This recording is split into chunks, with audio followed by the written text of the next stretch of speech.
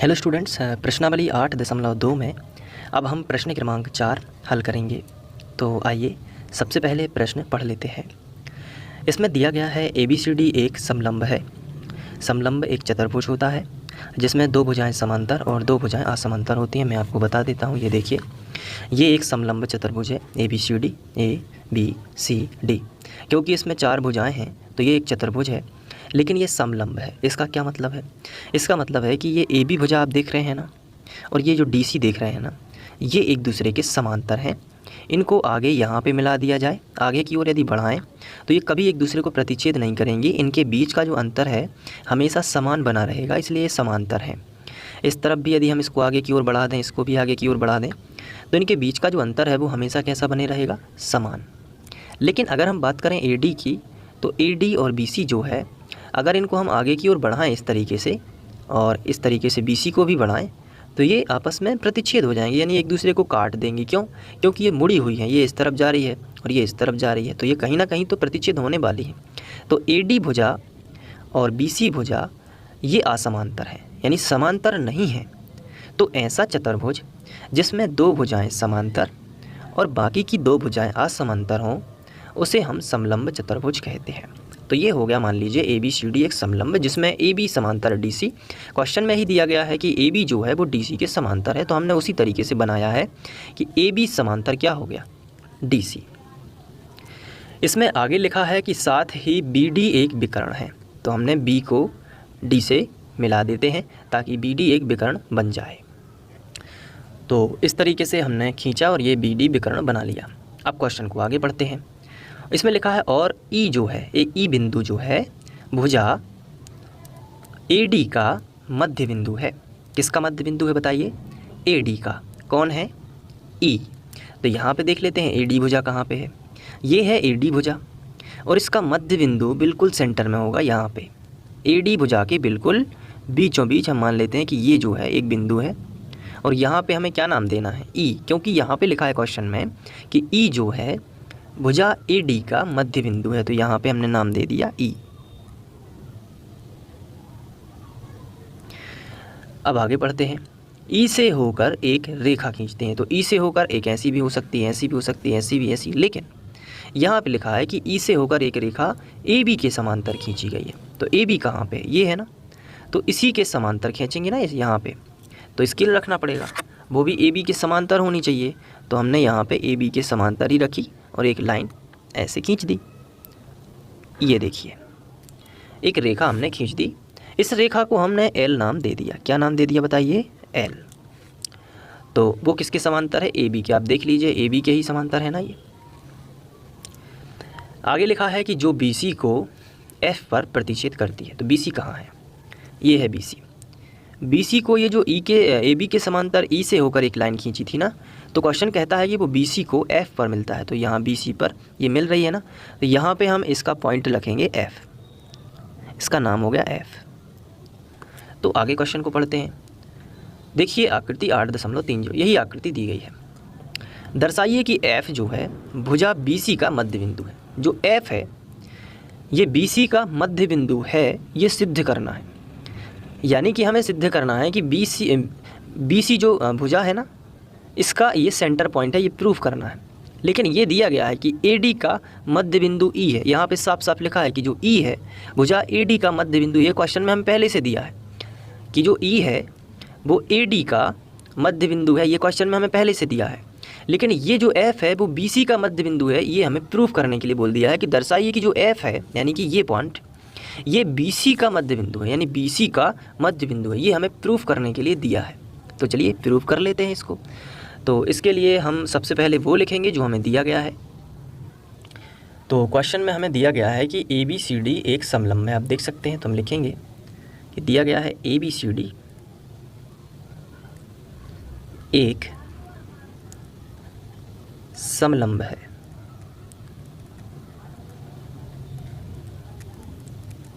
इसके साथ हमें क्या दिया गया है कि जो AB भुजा है वो DC के समांतर, ये दिया गया है ना यहाँ पे। तो हम यहाँ पे लिखेंगे AB जो है वो समांतर है DC के। BD एक विकर्ण है, तो वो भी हम लिखेंगे BD एक विकर्ण है।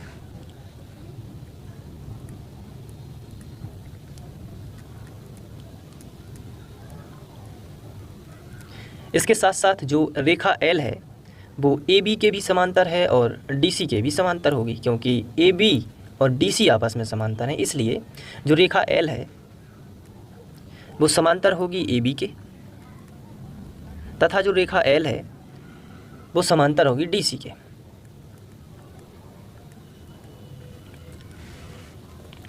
तो अब हम क्या करेंगे, यहाँ पे इसको सॉल्व करेंगे।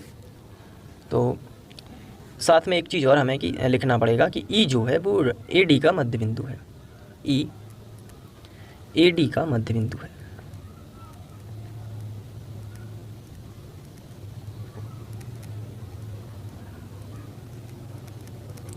तो इस तरीके से हमने ये सब चीज़ें लिख दी। अब जो हमें सिद्ध करना है उसको लिख लेते हैं। तो सिद्ध क्या करना है, आप सभी को पता है कि जो F है वो BC का मध्य बिंदु है। तो हम लिखेंगे सिद्ध करना है कि जो F बिंदु है ना वो BC का मध्य बिंदु है।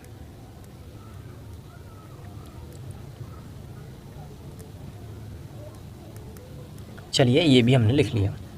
अब हम उपपत्ति हेडिंग डालेंगे और इसमें हम इसको हल करना शुरू करेंगे। तो सबसे पहले हम त्रिभुज ले लेंगे DAB, ये वाला त्रिभुज। मैं इसको डार्क कर देता हूँ और डार्क होने के बाद यहाँ पे हम एक पॉइंट नाम दे सकते हैं जिसको हम G यहाँ पे मान लेते हैं कि ये G है। ठीक है, तो हो गया ना EFG, तो G इसलिए मान लिया है। तो हम लिखेंगे त्रिभुज ABD में, ABD में अगर हम ध्यान से देखें तो E जो है DA का मध्य बिंदु है, E DA का मध्य बिंदु है।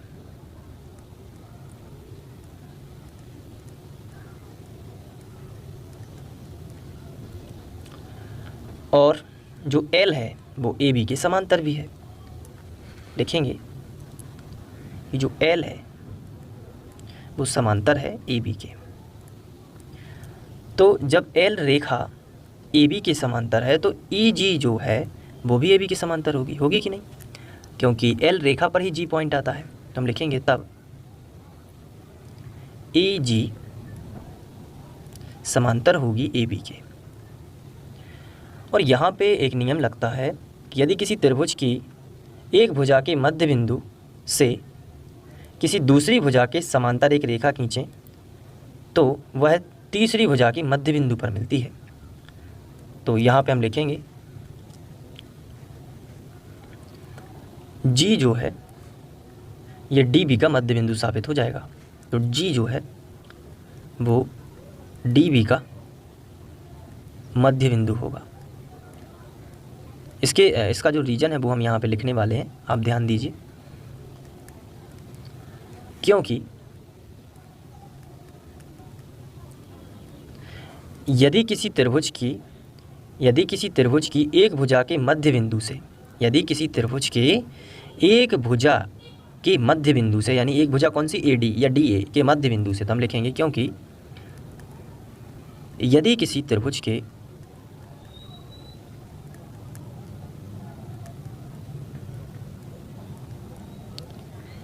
एक भुजा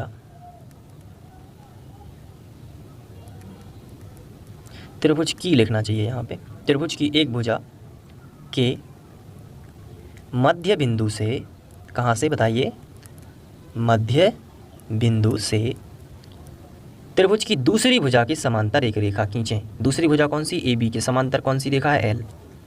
तो मध्य बिंदु से दूसरी भुजा के समांतर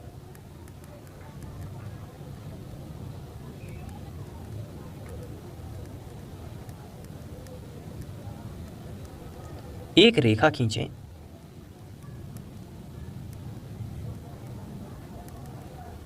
तो वह त्रिभुज की तीसरी भुजा के मध्य बिंदु से निकलती है, यानी G से। तो वह त्रिभुज की तीसरी भुजा के मध्य बिंदु से निकलती है।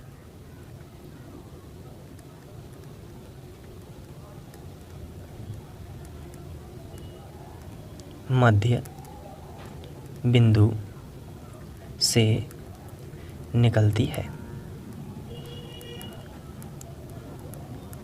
इसलिए जो जी है ये डी बी का मध्य बिंदु होगा। तो समझ में आया कि नहीं? ये आपको पूरा यहाँ पे रीज़न देना पड़ता है, ये पूरा नियम ही होता है। अब एक त्रिभुज और हम लेंगे, उसका क्या नाम है, बी डी सी, ये वाला त्रिभुज दिख रहा होगा आपको। मैं इसको रेड से थोड़ा सा डार्क कर देता हूँ। तो बी डी और सी, इसमें हम यहाँ पे लिखेंगे पुनः चित्र से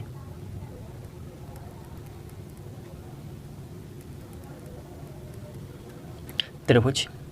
बताइए कौन सा लेना है, B D C, B D C में इसमें जो जी है ये डी बी का या बी डी का मध्य बिंदु है, ये हम प्रूव कर चुके हैं यहाँ पे। तो हम लिखेंगे कि जो जी है वो बी डी का मध्य बिंदु है, मध्य बिंदु है। कोष्टक में हम लिख देंगे कि सिद्ध कर चुके हैं। क्या कर चुके हैं, सिद्ध कर चुके हैं। तो जब सिद्ध कर चुके हैं तो वही नियम यहाँ पे लगेगा, जो एल समांतर जो है वो किसके है, ए बी के। यहाँ पे देखिए एल किसके समांतर है, डी सी के समांतर है। तो हम लिखेंगे जो एल है वो किसके समांतर है, डी सी के भी समांतर थी। तो हम यहाँ पे लिखेंगे कि एल समांतर डी सी, ऐसे हमने लिखा। अब यहाँ पे भी वही नियम होगा कि अगर तो एल समांतर है तो जी एफ भी समांतर होगी डी सी के। तो हम यहाँ पे लिखेंगे तब जी एफ समांतर डी सी। तो इस हिसाब से यदि देखा जाए तो जी एफ समांतर जब डी सी है तो यदि किसी त्रिभुज के एक भुजा के मध्य बिंदु से किसी दूसरी भुजा के समांतर कोई रेखा खींचें तो वह तीसरी भुजा के मध्य बिंदु पर मिलती है। यहाँ पे भी वही लगेगा। तो हम लिखेंगे तब F जो है वो BC का मध्य बिंदु होगा, BC का मध्य बिंदु होगा। और इसके लिए हम वही सब लिखेंगे जो यहाँ पे लिखा है कि क्योंकि करके पूरा आपको वही लिखना है जो मैंने ऊपर लिखा है, ठीक है। तो आप ये लिख लेंगे और यहाँ पे लिखेंगे सिद्ध हुआ। तो चलिए, उम्मीद है कि आप इसको अच्छे से कर। इस क्वेश्चन के साथ में हमें एक आकृति दी गई है, ये देखिए ये आकृति है। तो अब इस क्वेश्चन को पढ़ते हैं। एक समांतर चतुर्भुज ABCD है। तो आप यहाँ पे देख सकते हैं कि A, B, C और D। सबसे पहले ये एक समांतर चतुर्भुज हमें दिया गया है। इसके बाद इन्होंने कहा है कि E और F क्रमशः भुजाओं AB और CD के मध्य बिंदु हैं। इसका क्या मतलब है? इसका मतलब ये हुआ कि जो AB भुजा है इसका मध्य बिंदु E है और जो CD भुजा है इसका मध्य बिंदु F है। आप यहाँ पे देखिए AB का मध्य बिंदु E है और CD भुजा का मध्य बिंदु F है। आप देख सकते हैं यहाँ पे। आगे इन्होंने लिखा है कि दर्शाइए कि रेखाखंड AF और EC विकर्ण BD को समत्रिभाजित करते हैं। तो कौन कौन से रेखाखंड, AF और दूसरा कौन सा है, EC। ये देखिए ये है रेखाखंड AF और ये है रेखाखंड EC। इन्होंने कहा है कि ये दोनों रेखाखंड विकर्ण जो BD आपको दिख रहा है ना, इसको समान 3 भागों में विभाजित करते हैं, यानी कि समत्रिभाजित करते हैं। ये प्रूफ करना है। तो प्रूफ हमें क्या करना है कि जो BD आपको विकर्ण दिख रहा है ना, इसके 3 हिस्से हो चुके हैं। किन किन के द्वारा, AF के द्वारा और EC के द्वारा। तो पहला टुकड़ा है DP, दूसरा टुकड़ा है PQ और तीसरा टुकड़ा है QB। तो ये तीनों टुकड़े बराबर हैं, ये हमें प्रूफ करना है। तो बहुत ही ध्यान से आपको समझना है अच्छे से, तो ये सॉल्व हो जाएगा। सबसे पहले जो हमें दिया है हम वो लिख लेते हैं। तो हमें क्या दिया गया है, एक समांतर चतुर्भुज ABCD। तो हम यहाँ पे लिखेंगे समांतर चतुर्भुज ABCD। तो जब ये समांतर चतुर्भुज है तो इसकी खासियत क्या होगी कि AB किसके बराबर होगा, CD के बराबर। तो सबसे पहले तो AB जो है वो समांतर होगा CD के, और दूसरा जो है कि AB जो है वो बराबर भी होगा CD के, क्योंकि समांतर चतुर्भुज की सम्मुख भुजाएं बराबर होती हैं। तो इस तरीके से हमने लिखा। आप चाहें तो यहाँ पे रीजन लिख सकते हैं कि समांतर चतुर्भुज की सम्मुख भुजाएं समांतर और बराबर होती हैं। तो अब हम क्या करेंगे कि इसमें भी 1/2 का गुणा कर देंगे और इसमें भी 1/2 का गुणा कर देंगे, यानी कि जब ए बी बराबर सी डी है, ए बी भुजा बराबर सी डी है, तो ए बी का आधा भी सी डी के आधे के बराबर होगा। तो हमने इस तरीके से कर दिया। ये देखिए, अब ए बी का आधा क्या है, तो ए बी का आधा हम ए ई लिख सकते हैं, क्योंकि ई मध्य बिंदु है तो हम इसको लिख सकते हैं कि ए ई। और इसी तरीके से सी डी का आधा हम क्या लिख सकते हैं, ये एफ सी। हमें वही लेना है भुजा जो इस चतुर्भुज के अंदर आ रही है, ये देखिए ये वाला। तो इस तरफ तो हम ए ई ले लेंगे और इस तरफ हम ले लेंगे एफ सी। हमें डी एफ नहीं लेना है क्योंकि वो तो इस चतुर्भुज के बाहर निकल जाएगी। ये देखिए ये वाला ए ई सी एफ। तो हमें क्या करना है, ए ई लेना है इस तरफ और इस तरफ लेना है एफ सी, ताकि ये जो ए एफ और ई सी जो रेखाखंड खिंचे हुए हैं ना, इसमें इन दोनों के बीच में आनी चाहिए। तो इन दोनों के बीच में जो दो रेखाखंड हैं ए एफ और ई सी, इन दोनों के बीच में यहाँ पे ए ई आएगी और यहाँ पे एफ सी आएगी। इसलिए ए बी का आधा तो ए ई और बी ई दोनों हैं, लेकिन हमने कौन सा चुना है, ए ई चुना है। क्यों चुना है, क्योंकि ये हमारे रेखाखंड ए एफ और ई सी के बीच में आता है, ये तो बाहर है। इसी तरीके से यहाँ पे जब बात करें सी डी, तो सी डी का आधा हमें लिखना है, तो हम सी एफ लिख सकते हैं या फिर हम लिख सकते हैं डी एफ। लेकिन हमने ये एफ सी या सी एफ ही क्यों चुना है, क्योंकि ये दो रेखाखंड है ना, ए एफ और सी डी, इनके बीच में आता है। तो हम यहाँ पे लिखेंगे कि ए ई बराबर सी एफ। तो जब ए ई सी एफ के बराबर है और साथ में ये दोनों आपस में समांतर भी हैं। क्यों समांतर है, क्योंकि ए बी समांतर है तो ए ई भी समांतर होगी ना इसकी, सी डी के। क्यों होगी, क्योंकि ए बी और सी डी आपस में समांतर हैं, तो ए ई ए बी में ही तो है ए ई, और सी एफ सी डी के अंदर ही तो है। तो हम यहाँ पे लिखेंगे। तो इसी तरीके से ए ई जो है वो समांतर भी हो जाएगी सी एफ के। तो जब ऐसी स्थिति है कि ये वाली जो भुजा है ए ई, ये एफ सी के बराबर और समांतर है, तो मतलब ये समांतर चतुर्भुज की भुजाएं हो गई, तो ये भी अपने आप समांतर और बराबर होंगी। तो हम लिख सकते हैं कि इसलिए ए ई सी एफ एक समांतर चतुर्भुज है। अब इसके बाद हम त्रिभुज लेंगे, ठीक है। समांतर चतुर्भुज तो हो गया। जब ये समांतर चतुर्भुज है तो ए एफ भी समांतर हो जाएगी सी ई के। तो यहाँ पे हम लिख सकते हैं तब, या समांतर चतुर्भुज हो गया तो लिखने की ज़रूरत नहीं है, ये वाली भुजा इसके बराबर और समांतर है और ये वाली भुजा इसके बराबर और समांतर है। लिखने की ज़रूरत नहीं है क्योंकि वो समांतर चतुर्भुज जब लिख दिया है तो वो सब बातें क्लियर है। इसके बाद अब हम क्या करेंगे, अब त्रिभुज लेंगे, ठीक है। तो हम लिखेंगे त्रिभुज। एक त्रिभुज हमें ये लेना है ए बी पी, त्रिभुज ए बी पी में।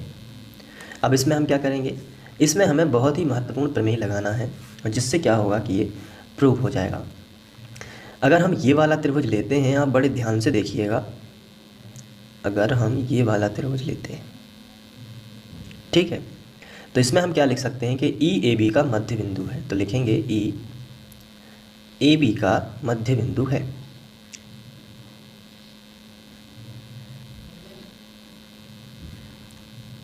मध्य बिंदु है। ई जो है वो ए बी का मध्य बिंदु है तथा ए पी समांतर होगी ई क्यू के। क्यों, क्योंकि ये पूरी भुजा समांतर है, ए एफ ए सी के समांतर है। तो हम यहाँ पे लिखेंगे तथा ए पी समांतर है ई क्यू की। तो अगर हम ध्यान से देखें, सबसे पहले तो इसका रीज़न दे देंगे कि क्यों समांतर हैं ये दोनों।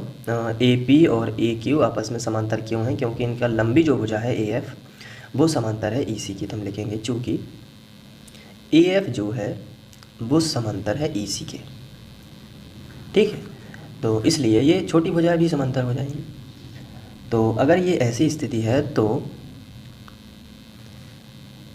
अगर एक यदि त्रिभुज की बात करें तो एक भुजा का मध्य बिंदु से होकर जाने वाली रेखा तीसरी भुजा के समांतर हो, दूसरी एक भुजा के मध्य बिंदु से होकर जाने वाली रेखा दूसरी भुजा के समांतर हो तो वह तीसरी भुजा का मध्य बिंदु होता है। ये प्रमेय है। तो हम क्या लिखेंगे, तो जो Q है वो BP का मध्य बिंदु होगा, तो Q PB का मध्य बिंदु होगा।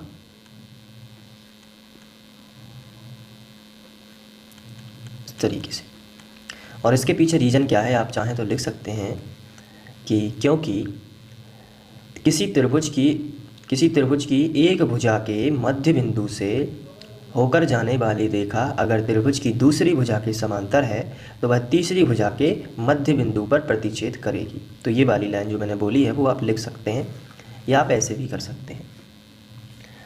तो जब ये मध्य बिंदु होगा तो इससे क्या प्रूफ हो जाएगा कि BQ बराबर PQ, यानी कि BQ और QP एक ही बात है, दोनों बराबर बराबर सिद्ध हो चुके हैं।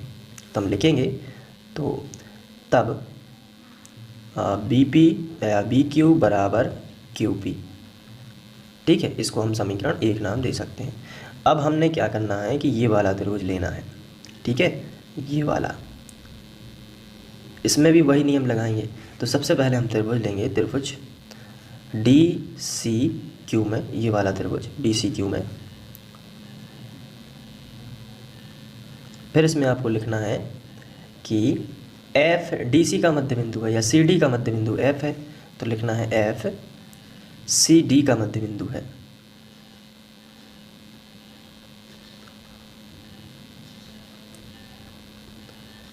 तो CD का मध्य बिंदु F है। तो अब देख सकते हैं कि त्रिभुज की एक भुजा के मध्य बिंदु से एक समांतर रेखा, और यहाँ पे यदि देखा जाए तो C और Q F P के समांतर है तथा जो CQ है वो समांतर है FP के, क्योंकि पूरी लाइन समांतर है। ये AF समांतर है EC के, तो चूँकि AF समांतर है EC के, तो AF और EC समांतर है, तो इनके छोटे टुकड़े भी आपस में कैसे हो जाएंगे समांतर, तो ये दोनों आपस में समांतर हैं। तो फिर इस हिसाब से अगर ये दोनों समांतर हैं इस त्रिभुज में, यदि देखें, ये देखिए ये त्रिभुज आपको दिख रहा होगा, इस त्रिभुज में यदि देखें कि ये दोनों जो लाइन है वो समांतर हैं और ये एक भुजा का मध्य बिंदु है, तो ये त्रिभुज में वही नियम लग गया कि यदि किसी त्रिभुज की एक भुजा के मध्य बिंदु से होकर जाने वाली रेखा अगर त्रिभुज की दूसरी भुजा के समांतर है तो वह तीसरी भुजा के मध्य बिंदु से निकलेगी। तो फिर इस हिसाब से PDQ का मध्य बिंदु होगा। तो यहाँ पर लिखेंगे तब, या तो जो P है वो किसका मध्य बिंदु होगा, DQ का मध्य बिंदु होगा। तो जब ये मध्य बिंदु है P, तो DP बराबर PQ हो गया। तो यहाँ पे हम लिखेंगे कि DP बराबर PQ या QP एक ही बात है, तो हम लिखेंगे DP बराबर QP। इसको समीकरण 2 बना देंगे। अब यहाँ पे यदि हम देखें तो समीकरण 1/2 से कि QP के बराबर ये भी है और QP के बराबर ये भी है, तो तीनों आपस में बराबर है। तो हम इसको लिख सकते हैं कि BQ बराबर QP बराबर DP। वही हमें सिद्ध करना था, BQ PQ और BQ QP और DP एक ही बात है ना, ये तीनों भाग तीनों समान हो गए। तो इस तरीके से हम कह सकते हैं कि समत्रिभाजित करते हैं, यही सिद्ध करना था।